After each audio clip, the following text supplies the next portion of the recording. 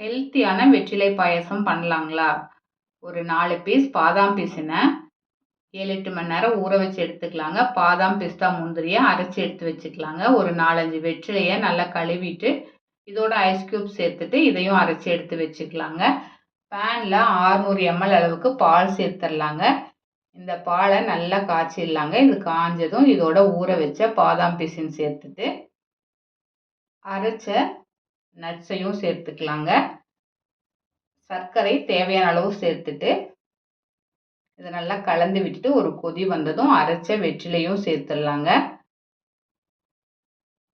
இதோட ஏலக்காய் பவுடர் சேர்த்துட்டு நல்லா கலந்து விட்டுட்டு 2 ஸ்பூன் நெய்யில் வீட்டில் என்ன நட்ஸ் வச்சுருக்கோமோ அந்த நட்ஸை சேர்த்து நல்லா வறுத்துட்டு இதோட கொட்டிடலாம்.